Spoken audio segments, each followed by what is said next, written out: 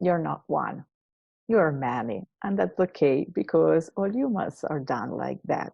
We call them parts. And I like to think of them as parts of the puzzle of who you are. That's because right now, each piece is functioning apart from each other. A disconnection happened very early on. And so there is not this guidance that should be provided by the self, your core or essence, and that pretty much tells your parts in which direction you want to go and in which way you want to feel and what you want to do in your life and what you do not want absolutely to be or do or feel in your life. So what we want to do is to create a happy inner family in which all parts follow the guidance of the self while deeply caring and supporting each other. So instead of having these individual parts like completely absorbed in whatever they do, completely disconnected from the rest of the system and you as a whole and your core and essence, we want these parts to get awareness about themselves, about the other parts, about you, about your core and essence, so that they become like a big happy family. A family in which there is genuine care and respect, and in which all parts work together with the self to go in a certain direction, to feel in a certain way, to do certain things, or simply enough to grow and expand in a life that feels like you, in a life that feels that it's not contracting, but it's just becoming more and better and just more heartfelt. I do not know how many parts you have because you have as many parts as you needed. It depends on a variety of things, on how your human brain works, on how safe and accepted you felt while growing up, on the kind of experiences you had and how you were supported throughout these experiences, on whether you experienced any kind of trauma as a child or a teenager. And the word trauma is often used for very big things, for really heavy events. But trauma, honestly, are also minor things that happen in the life of many, many people, like losing a grandparent you were very close to can be a source of trauma if there was not inadequate support in that moment, or a divorce of your parents can be a source of trauma if, once again, you didn't feel supported in the way that you needed in that time. So trauma is a big word, but it very well applies also to smaller things that are believed to be normal and common, and yet they are not always lived as normal and common, and so can originate fluctuations or oscillations in the system. And to go back to balance, it actually requires some work. Or on how many roles you took on throughout your life. Maybe you are a person who is mostly career focused, and so you have one big role in your life, which is your career. And you don't have many hobbies or interests, but maybe you are a multi-passionate person like I am, and therefore you have a myriad of interests and many different roles in your life, and that kind of might complicate a little bit how your inner system looks like. But from my experience, that's rarely a problem. It might just lead to a little bit of frustration at the beginning because you have the feeling that the number of parts are never ending, right? The more parts you have, then the more resources you have. That doesn't mean that the more the merrier.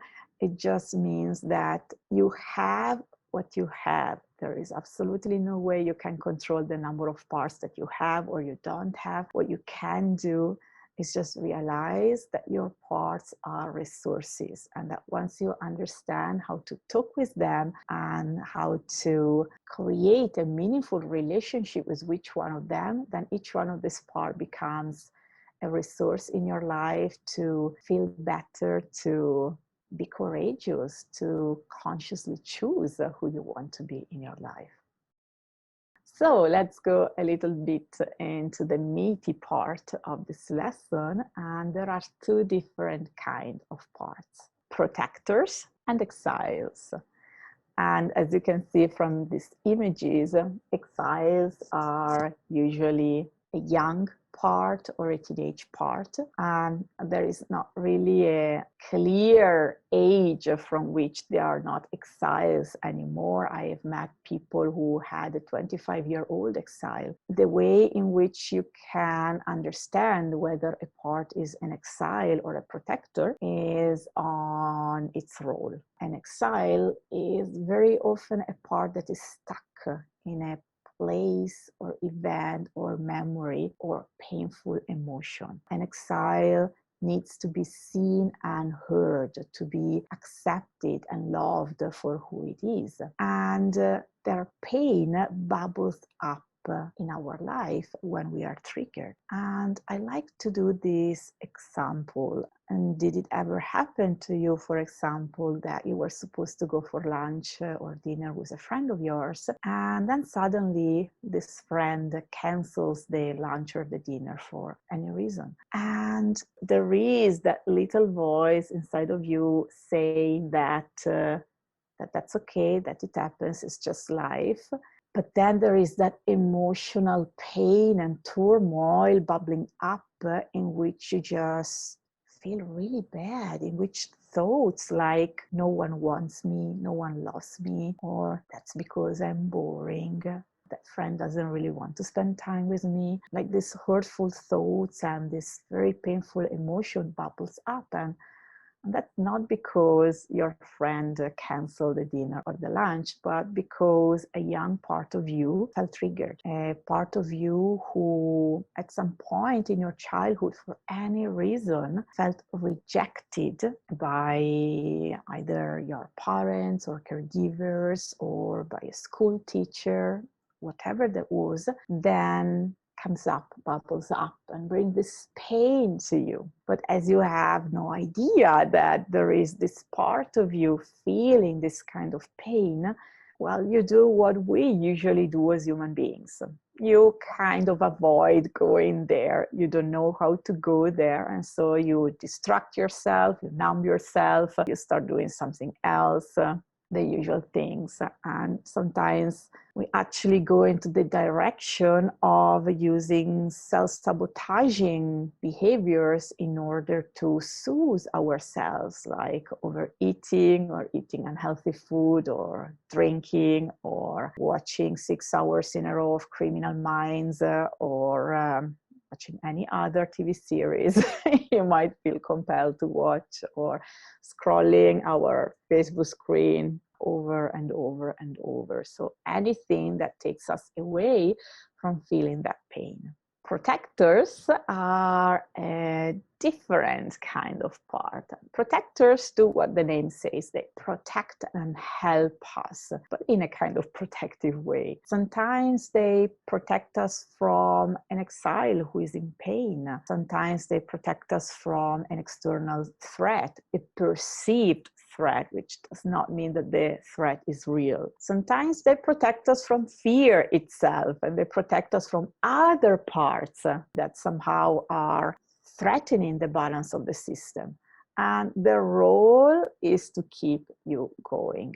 Protectors care deeply about you. The core needs of protectors are to be understood and appreciated, because what they do most of the time is a job that they don't really like, is a job in which they are overworked.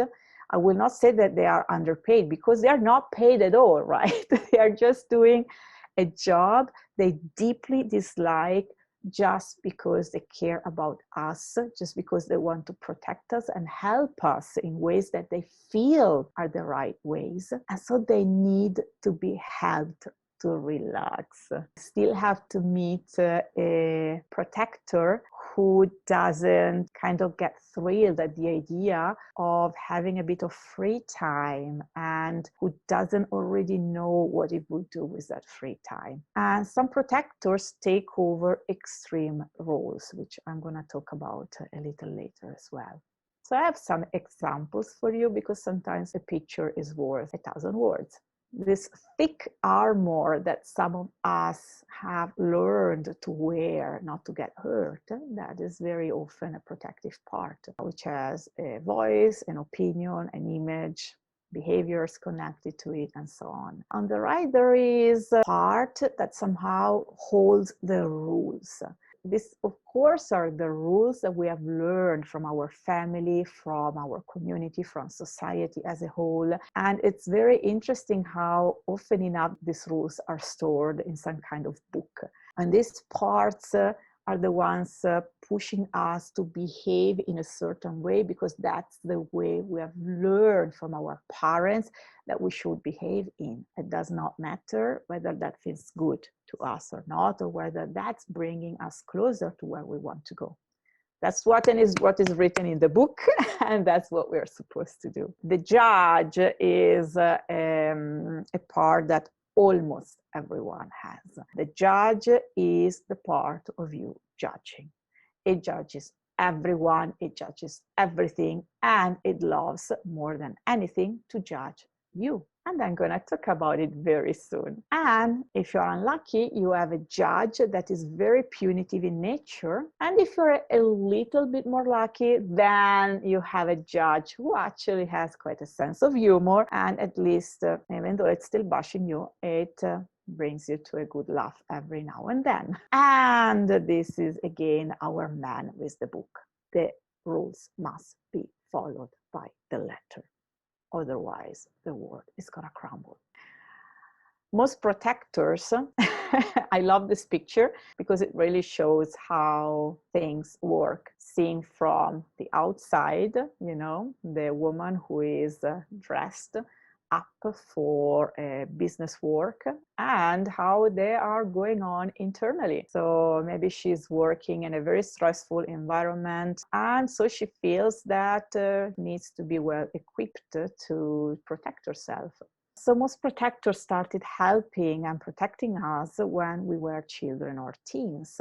And the thing that sometimes we don't realize is that, well, our protectors were the same age we were when we needed the help. So the kind of protection and help and knowledge that they had was still according to the age of that child or teenager. So it's not surprising that even though these parts did the best that they could, when then we grow up, those strategies are not helping us anymore.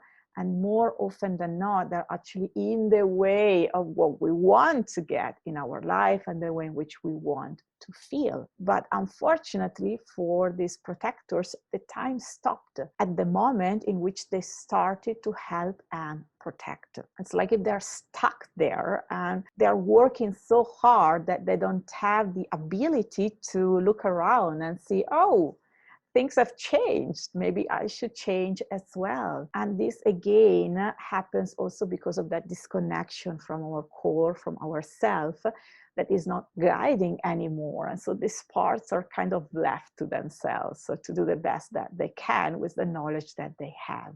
So the inner critic is a great example of a protector. Initially, at a young age, the inner critic is created so that you can meet external expectations of a caregiver. It's a voice that reminds you of a need to change or improve something in order to be safe and accepted. So it's very clear why it exists.